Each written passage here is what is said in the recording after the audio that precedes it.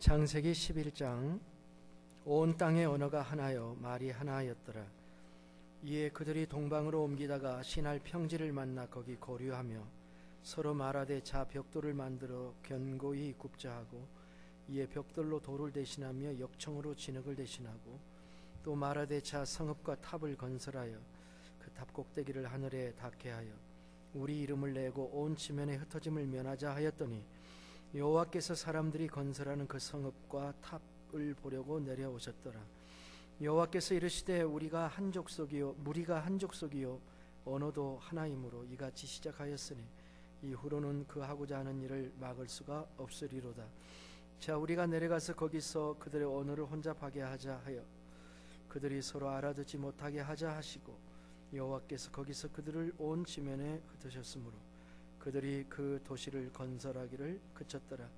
그러므로 그 이름을 바벨이라 하니 이는 여호와께서 거기서 온 땅의 언어를 혼잡하게 하셨음이니라.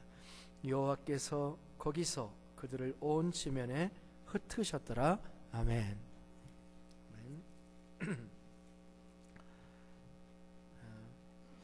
오늘 하나님께서 우리에게 주시는 말씀은 창세기 11장에 있는 말씀 1절부터 9절의 말씀인데, 바벨탑에 관한 말씀입니다. 바벨탑 사건은 창세기 1장부터 11장 가운데 4대 사건 중에 하나입니다.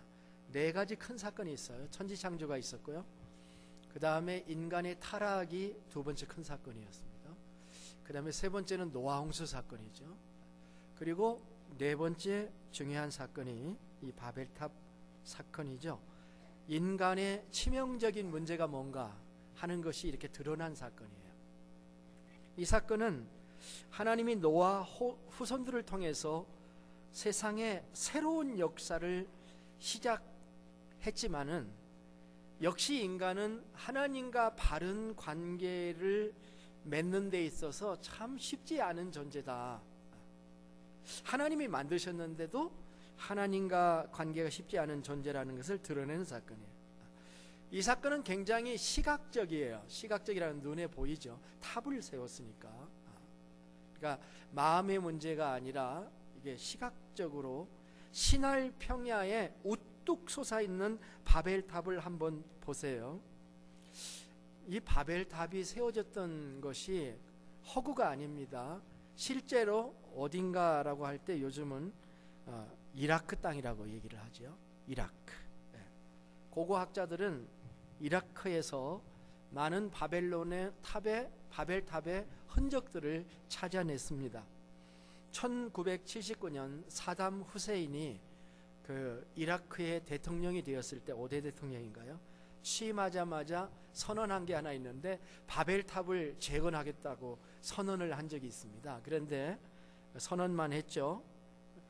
그는 그렇게 판단했어요. 이게 이라크의 정체성을 갖다 주고 또 많은 관광객을 유치할 수 있을 거다, 이런 생각을 해서 이라크의 바벨탑을 재건하겠다는 그런 얘기를 했는데, 자기는 결국 전쟁, 내전에 이렇게 들어가게 돼가지고 내전과 전쟁으로 인해서 자기 생각을 실천하지 못하고 2003년도에 실각을 하게 되었죠. 자, 우리는 이 바벨탑 사건을 통해서 뭘 봐야 될까요? 어떤 의미를 거기서 찾고 우리에게 적용할 수 있을까요? 세 가지 얘기를 하려고 하는데, 첫 번째는 이 바벨탑을 건축한 사건은 인간 최초로 하나님께 집단적으로 반항을 한 사건입니다. 한 개인이 아니라. 이 사건이 충격적인 이유는 하나님께서 노아의 세 아들에게 문화 명령을 주셨죠. 생육하고 번성하고 땅에 충만하라. 그러려면 어떻게 되겠어요? 흩어져야 되죠. 근데 생육하고 번성하고 땅에 충만하라는 이 창세기 9장 1절의 그 말씀에 정면으로 반역한 거예요. 안 하겠다고 표현을 한 거죠. 흩어질 수 없다고 얘기한 거죠. 바벨탑은 오늘 본문 읽어보셨죠? 어디다 지었죠? 어디다 지었어? 어떤 평야? 시날 평지라고 그렇게 나와 있죠. 그래서 그들은 2절에 써 있죠. 이에 그들이 동방으로 옮기다가 신할 평지를 만나 거기 거류하며, 거류했다는 건 살았다는 것이죠. 장소가 나와 있죠. 그러면 시간은 언제인가요? 본문에 시간에 대한 언급이 있죠. 그렇지만 지난 주일 우리가 살펴본 말씀에는 시간에 대한 힌트가 있어요. 자, 10장 25절을 한번 보시겠어요? 바로 앞에 장이니까. 바로 그 같이 있죠. 10장 25절에 이런 말씀이 있죠. 에벨은 두 아들을 낳고 하나의 이름은 벨렉이라 하였으니 그때의 세상이 나뉘었으며, 그렇게 얘기하고 있죠.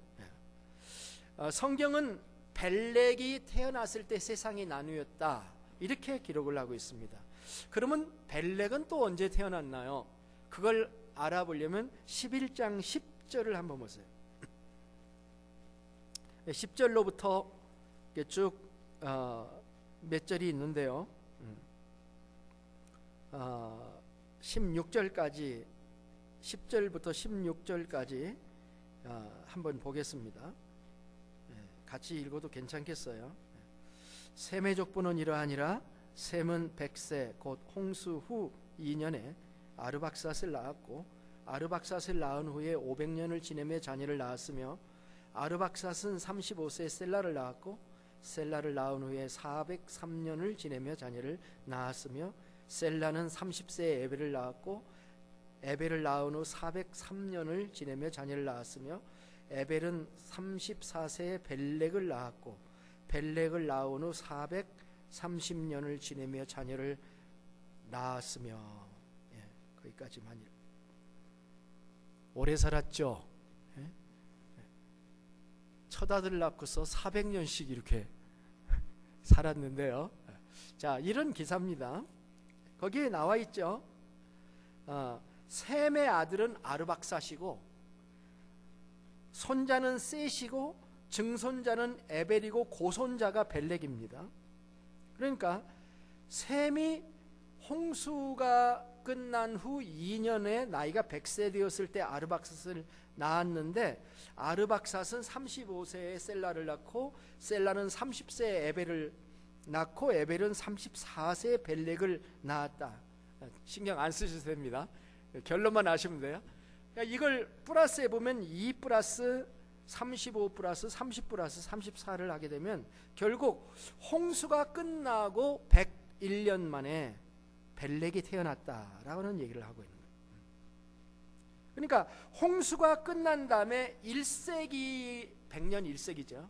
1세기가 지난 때쯤에 벨렉이 세상에 태어났다라고 기록을 한 거죠. 물론 벨렉의 몇 살 때 이 탑 사건이 일어났는가는 기록하고 있지를 않습니다. 그러나 셈의 5대 손인 벨렉 때의 세상이 갈라졌다라고 이 얘기를 하고 있는 것입니다. 물론 벨렉이 바벨탑을 쌓은 것은 아닙니다. 벨렉 때에 바벨탑이 세워졌다, 이렇게 얘기를 하고 있는 겁니다. 그러면 실제로 바벨탑을 건축한 실제 건축자는 누구일까요? 그건 따로 있습니다. 그 사람이 누구냐면은 한번 따라서 해봅시다. 니무롯이라는 사람. 우리는 창세기 10장 6절에서 10장 6절을 잠깐 한 페이지 넘기시면 10장 6절에서 함의 족보를 봅니다.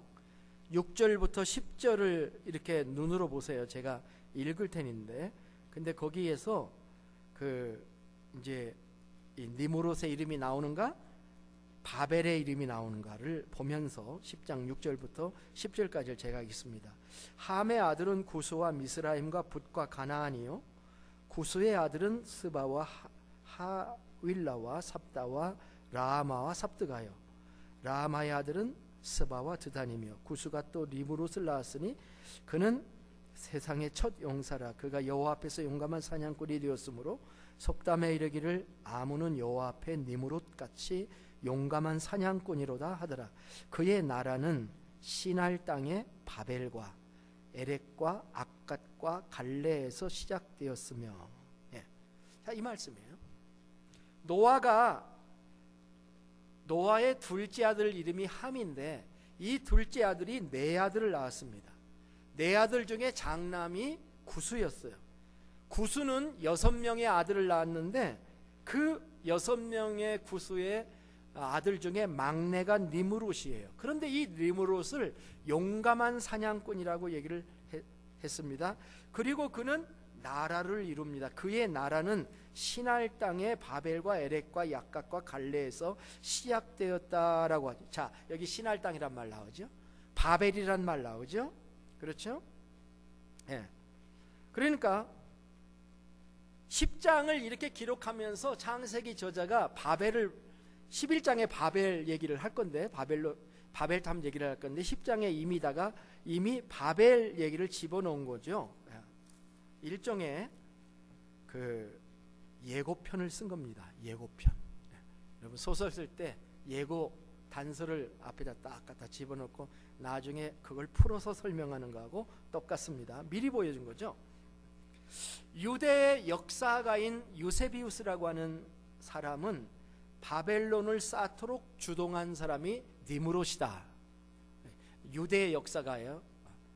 그렇게 얘기를 주장합니다. 니므롯은 바벨탑 사건이 일어날 때 바벨의 왕이었습니다.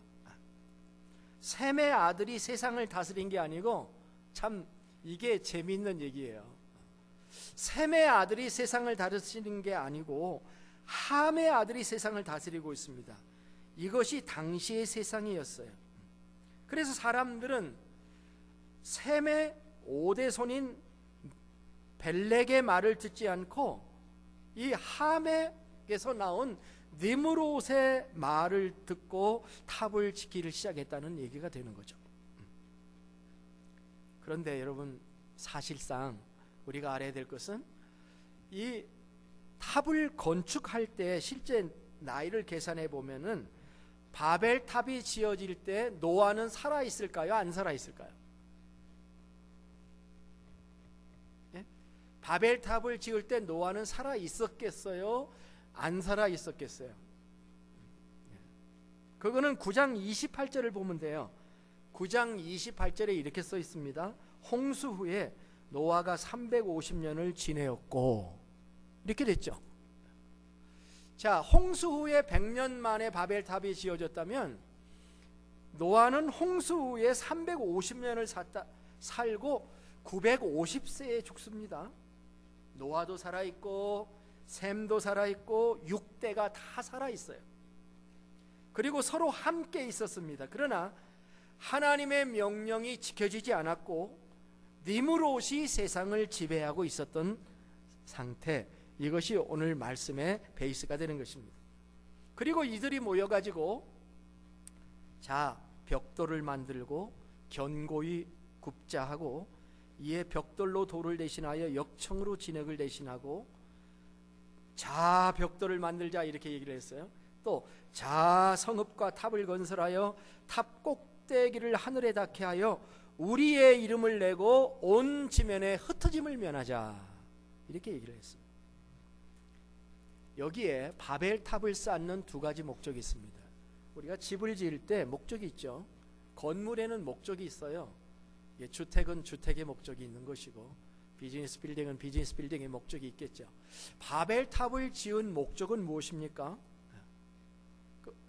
첫째는 자신들의 이름과 명예를 높이기를 원했어요. 분명히 그렇게 말씀했죠. 어떤 학자들은 그렇게 얘기합니다. 이 사람들이 이 벽돌을 만들어서 이게 탑을 쌓을 때 그 당시에 진흙이 역청이 많았다는, 코울탈이 많았다는 겁니까? 그걸 섞어가지고 아주 강하게 만들었는데 그 벽돌 하나하나에 자기들의 이름을 이렇게 찍어 넣었다, 그렇게 주장하시는 분들도 있어요. 어떤 벽돌에는 이름이 나온다는 거죠. 둘째는 하나님의 명령에 대한 거부예요. 아까도 말씀했습니다마는 온 지면에 흩어짐을 면하자는 말에는 거부가 들어있고 도전이 들어있고 반항이 들어있고, 홍수 이후에 노아 자손에게 주신 하나님의 그 축복, 그 언약, 너희는 생육하고 번성하여 땅에 충만하라 하라고 말씀하신 그 하나님의 말씀에 대한 반역이죠.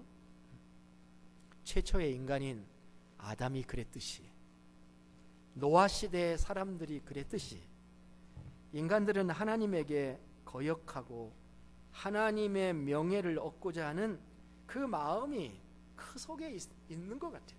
근데 그게 재발한 거예요. 발병한 것입니다. 신본주의, 하나님 근본주의를 기뻐하지 않고 나 중심주의, 인본주의에 빠지는 치명적 실수를 다시 저지른 것입니다. 우리는 이 사건에서 인본주의의 죄성이 얼마나 인간들의 마음 깊숙한 곳에 들어가 있고 그것이 얼마나 뿌리 깊은지, 우리도 그래요. 하나님을 위해서 한다고 하면서 깊숙한 뿌리 속에는 내가 높아져야 하는 그런 죄성을 우리 모두가 가지고 있는, 이 바벨탑을 건축한 사건은 인간 최초의 하나님에 대한 집단적 반역의 형태를 보이고 있습니다. 거기에 비해서 하나님은 언어의 혼잡을 일으키셨죠. 언어의 혼잡 사건은 이 인간의 반역에 대한 하나님의 심판 형태로 나타나고 있습니다. 최초의 창세기 주석이라고 불리우는 유태교의 문서 주빌리서라는 것이 있는데요, 그 주빌리서에 보면은 바벨탑 이야기를 인간의 교만과 하나님의 심판이라는 주제로 이해를 합니다. 중세 어거스틴이나 16세기의 종교개혁자 칼빈이나 또 루터도 바벨탑 이야기를 인간의 교만과 하나님의 심판이라는 그런 차원에서 창세기를 주석했습니다. 하나님의 구원을 감사하지 아니하고 하나님의 명령을 마음에 두기를 원치 아니하는 저들의 행동에 대해서 하나님의 반응이 뭐냐면, 오늘 본문을 보면은 여호와께서 사람들이 건설하는 그 성읍과 탑을 보려고 내려오셨더라, 그렇게 기록을 하고 있어요. 어떤 주석자는 이 부분을 이렇게 주석을 해요. 하나님이 구태여 내려와서 볼 필요가 있었겠냐.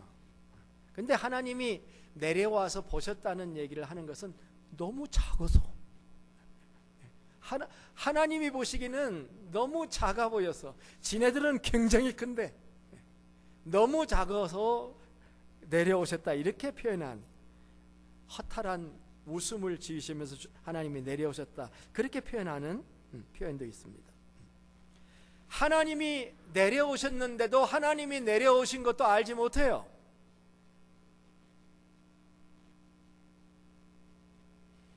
탑을 만드느라 정신을 못 차리는 인간들을 보면서 하나님은 뭔가 하지 않으면 안 되겠다라고 하는 마음을 가지시게 됩니다. 그리고 아주 특별한 방법으로 심판을 하십니다. 그게 언어의 혼잡입니다. 언어의 혼잡. 이때까지는 한 언어, 한 사상을 가지고 있었습니다. 모두가 의사소통을 할 수 있었던 거죠. 하나님은 이 점에 주목하시고 이 언어의 다양성을 열어서 서로 알아들을 수 없게 만드셨습니다. 갑자기 질문이 그렇게, 이건 머리가 좋아진 건가, 머리가 나빠진 건가?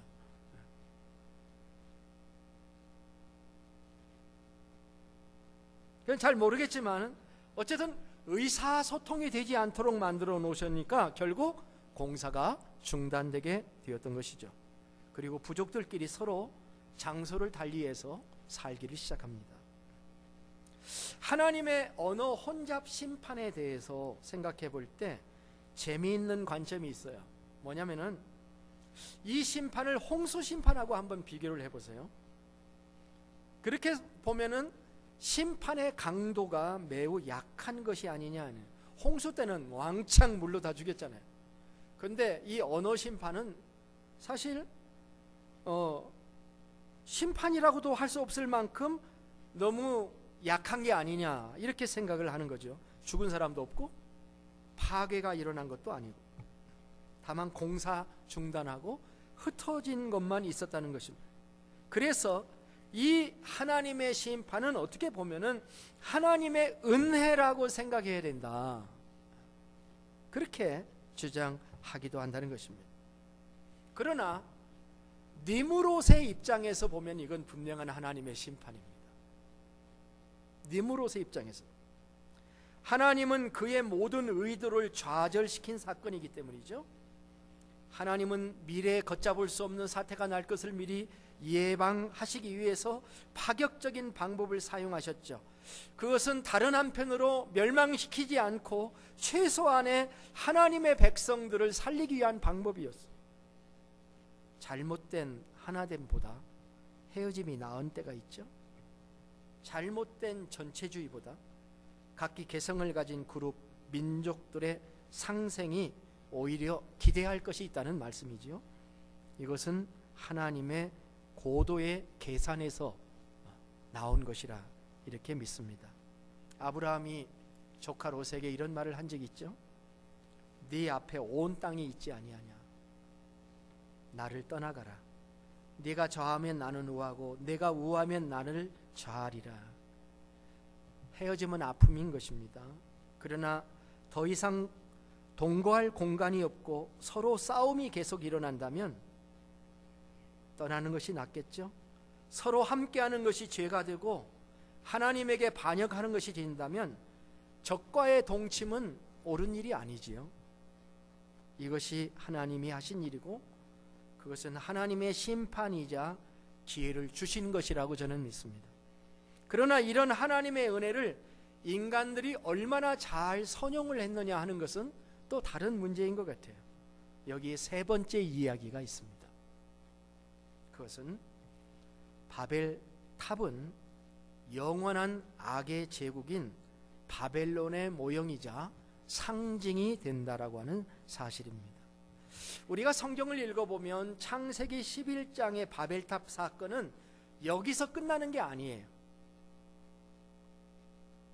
하나님의 말씀을 거역하고 자기 이름을 내려는 니므롯, 악의 제국을 건설해서 하나님을 대적하려고 하는 사탄의 전략, 그 전략 안에서 그 일이 일어났기 때문인 것이죠.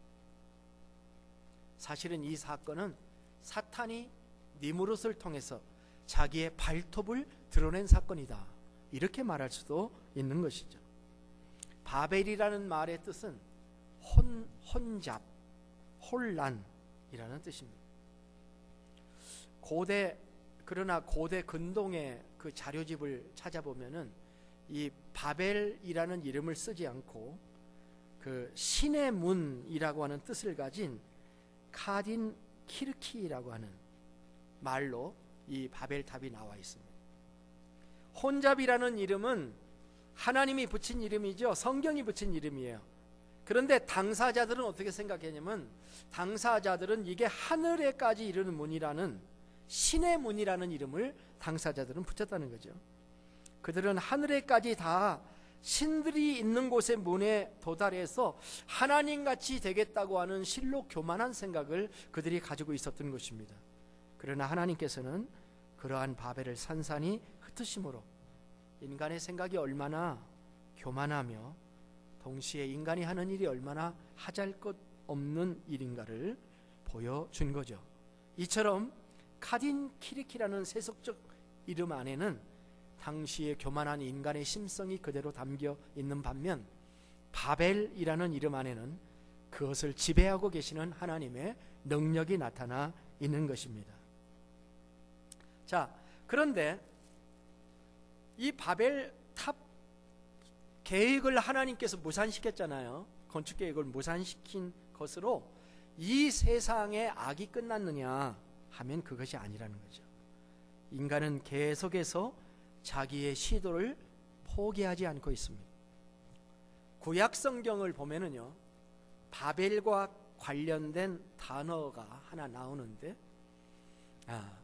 200번 이상 나오는 바벨과 관련된 단어가 나옵니다. 그게 뭐겠습니까? 바벨과 관련된 제국의 이름이 바로 바벨론이라는 제국의 이름입니다. 그때는 이 건축 계획이 중단되었지만은 이 바벨론이라는 도시가 그 이후에 생기는 거죠. 바벨론은 고대 메소포타미아에 있는 도시로서 현재 이라크의 바빌이라고 하는 스테이트에 힐라라고 하는 그 지역에 유적이 있는데요. 바그다드 동쪽 한 80km 지점, 50마일 지점에 이 유적이 있습니다. 이 유적지가 발견되고 이 개발도 되고 했는데요. 이 탑을 봤는데요. 몇 층으로 되어 있냐면은 8층까지 건설되어 있는데 그 이제 이렇게 계단식으로 해서 올라가는 거죠. 1층에 장과 광이 각각 600피트씩이에요. 사각형인데 한쪽 길이가 600피트예요. 상당히 크죠. 그리고 최고층에 올라가면 8층에 올라가면은 높이 40피트의 그 신상, 바벨론의 신, 아마 마르뚝이라고 하는 신일 건데 그 신상이 그 위에 있었다고 합니다. 이 바벨론이 구약 성경에 수도 없이 많이 나오는 이름이에요. 우리가 특별히 북한국 남한국이 망하는 그 시기에, 분열한국 시기에 읽어보면 성경 곳곳에서 바벨론 이야기가 나오게 되는 거죠. 대제국입니다. 그래서 이 바벨론이 이스라엘과 적대 관계를 가진 왕국이죠. 결국 남한국 유다가 망해가지고 끌려간 곳이 바벨론이에요. 결국 성경의 무대는 하나님의 나라인 이스라엘과 세상 나라인 바벨론 제국과의 싸움의 무대이죠. 이게 구약 성경의 역사입니다. 그런데 이게 다가 아니에요. 이 바벨론은 신약 성경에 또 다시 등장을 합니다. 베드로전서 5장 13절을 한번 찾아보시겠어요? 베드로전서 5장 13절 신약 성경에 보면은 사도 베드로가 이렇게 얘기를 했습니다.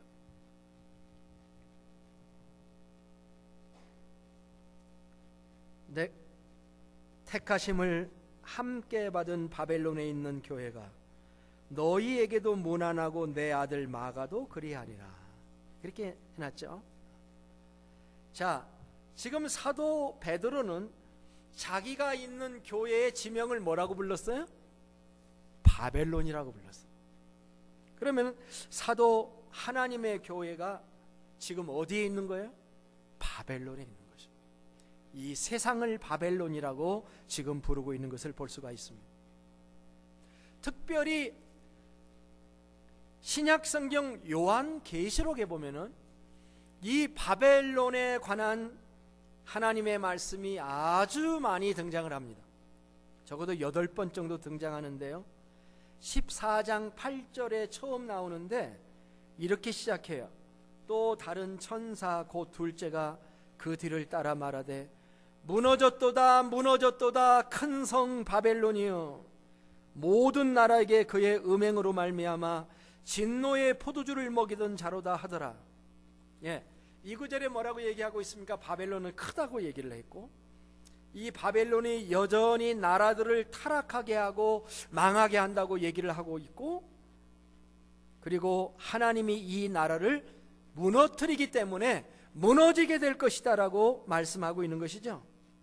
결론은 이겁니다. 여전히 바벨론은 이 아직 세상에서 영향력을 행사하고 있다라고 하는 것입니다. 요한계시록 16장 19절도 마찬가지고 17장 5절에 보면은 큰 바벨론을 땅의 음료들과 가정한 것의 어미라고 그렇게 표현을 했어요. 마더예요, 마더. 이 바벨론이. 그런데 뭐의 마더냐면은 땅의 음료들과 가정한 것들의 어머니다 이렇게 표현을 하면서 바벨론의 운명에 대해서 18장 요한계시록 18장에 가면은 5번이나 강조해서 얘기를 하는데, 무너졌도다 무너졌도다 큰 성 바벨론이여 이런 말씀도 있고, 화이또다 화이또다 큰 성 견고한 바벨론이여 한 시간 내 심판이 이르렀다 하리로다 말씀도 있고, 나머지 구절들에서 바벨론의 완전한 소멸에 대해서 이야기를 하고 있는 것입니다. 성경은 이것이 미래의 일이라고 말씀하고 있는 거죠. 이 바벨론의 멸망이 미래에 인류의 미래라고 말하고 있는 것입니다. 우리는 이 두 세력의 전쟁의 한가운데 서 있습니다. 하나님 없는 문화의 풍요함보다는 하나님을 모신 순결한 하나님의 백성이 되기를 원합니다. 세상의 넓은 길보다 진리의 길은 좁으며 우리는 이 좁은 길을 걸으면서 하나님의 말씀에 순종하는 의로운 백성이 되기를 우리는 소원하는 것입니다. 우리 교회는 우리가 신앙생활하고 있는 이 미국 땅, 우리가 신앙생활하고 있는 이 땅은 베드로의 표현에 의하면 바벨론입니다. 우리는 바벨론에 있는 교회라는 것입니다. 그러나 바벨론에 있지만 우리는 거룩한 하나님의 나라이며 하나님의 교회의 백성으로서 우리는 바벨론의 문화에 빠지지 아니하고 자기의 이름을 내는 일에 상관하지 아니하고 교만에 빠지지 아니하고 겸손히 하나님을 예배하며 하나님과 동행해야 될 줄로 믿습니다. 말씀을 맺겠습니다. 오늘 우리는 창세기 9장을 통해서 바벨 사건의 교훈을 살펴보았습니다. 그것은 인간 최초의 조직적이고 집단적인 반역이었으며 언어 혼잡은 인간의 반역에 대한 하나님의 심판이라고 했습니다. 그런데 이 반역은 지금도 계속되고 있고 세상의 문화라는 모든 문화는 사실 속으로 들어가 보면 인본주의의 속으로 들어가 보면 모두 다 이 반역의 문화라고 말씀을 한 것입니다. 우리는 이 세상에 대한 분별력을 가져야 될 줄로 믿습니다. 사도 요한이 요한일서 2장에서 말씀한 것처럼 이 세상이나 이 세상에 있는 것들을 사랑하지 말라. 이 세상도 그 정욕도 지나가되 다 지나갑니다. 오직 하나님의 뜻을 행하는 이는 영원히 거하리라. 아멘. 하나님의 뜻을 행하는 이는 영원히 거합니다. 허무한 게 아니에요. 지나가니까 허무한 거 맞아요. 그러나 그 가운데서 하나님의 뜻을 우리는 행하는, 지금은 마지막 때라. 지금도 많은 적그리스도가 일어났으니 그러므로 우리가 마지막 때인 줄을 아노라고 사도 요한이 말한 것처럼 우리는 이 바벨론이라는 곳에 살고 있지만 하나님의 순결한 교회의 신자로서 우리가 주님 앞에서 살아가야 하겠습니다. 교만의 바벨론, 자기 이름이라는 명성의 바벨론, 하나님의 말씀에 정면 대결하고 하나님의 말씀을 반역하는 바벨의 제국에 빠져들지 말고 겸손히 하나님의 말씀을 순종하는 삶을 살아가십시다. 이것이 우리가 만들어가야 될 하나님의 왕국인 줄로 믿습니다. 기도하겠습니다.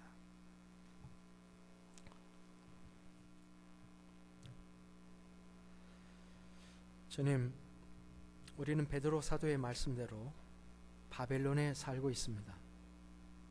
하나님의 이름이 땅에 떨어진 세상, 하나님의 말씀을 순종하는 게 꼴통으로 치부되는 세상에서 우리는 살고 있습니다.